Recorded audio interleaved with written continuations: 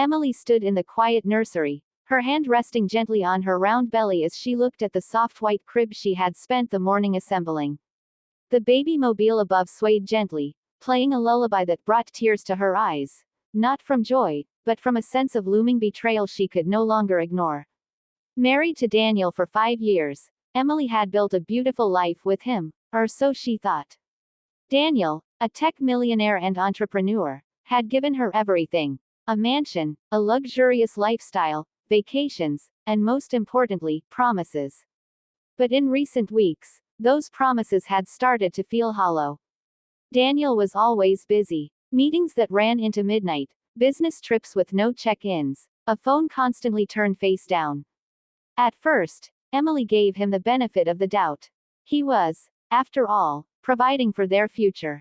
But now, carrying their child and seeing how distant he had become, her intuition screamed louder than ever before.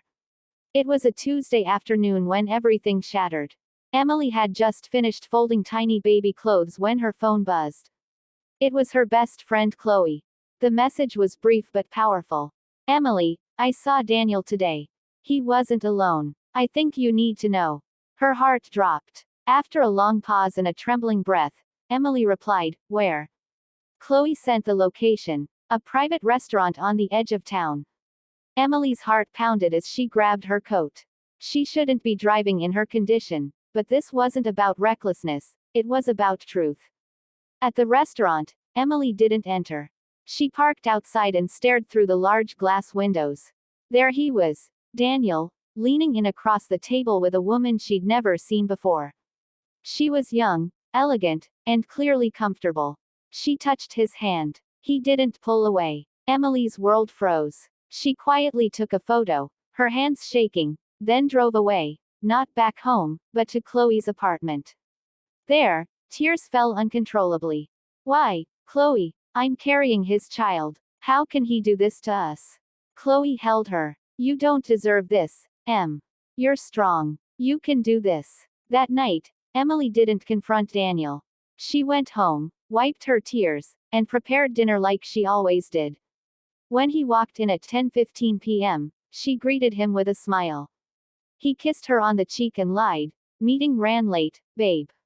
She nodded. But inside, she was already building her exit. The next day, Emily contacted a lawyer. She didn't want revenge. She wanted dignity, custody, and clarity. The lawyer advised gathering more evidence, so Emily hired a private investigator.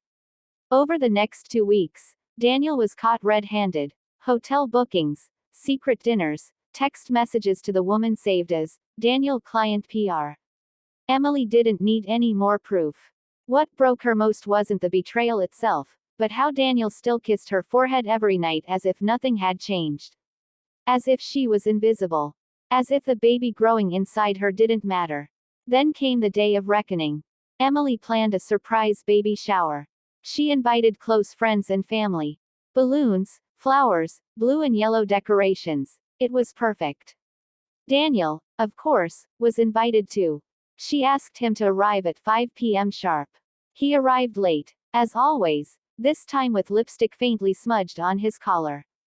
But Emily had a different surprise waiting. As the guests settled, Emily stood in the center of the room, holding a microphone. Her voice was steady, but her hands trembled. "Thank you all for being here. This baby means everything to me. And while I've spent months preparing to welcome this child with love, someone else has been preparing something different: lies, betrayal, and heartbreak." The room fell silent. She turned to Daniel. "I know everything. The dinners. The hotel nights. The lies. You didn't just cheat on me, you cheated on your unborn child." Gasps echoed around the room.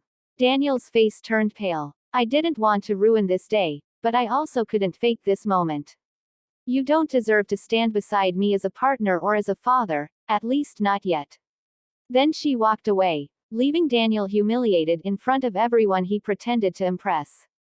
The aftermath was messy. Daniel begged. He cried. He said it was a mistake. That it was over. That he panicked at the idea of becoming a father. But Emily didn't bend. She filed for divorce the next week. She got full custody in the house. Daniel could have visitation rights, but only under supervision until he proved himself. His company took a hit, public image and all. But Emily never celebrated that. Her focus remained on the tiny heartbeat she carried. Months passed. Emily gave birth to a baby boy, Noah. His eyes reminded her of herself, and his cry was the purest sound she'd ever heard.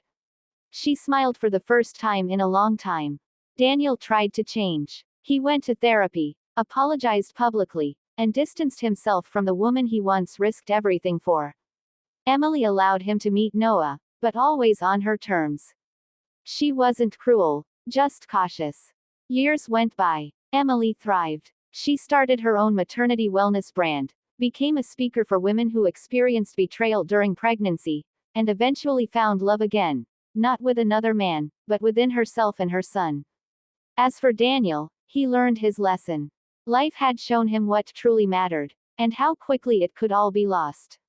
One evening, as Emily tucked Noah into bed, he asked, "Mommy, will Daddy ever live with us?" She smiled sadly and said, "Sometimes, people make choices that change everything. But what matters is, I'll always be here. And so will my love for you." And that was enough. Because in the end, the woman he betrayed became the woman he could never break.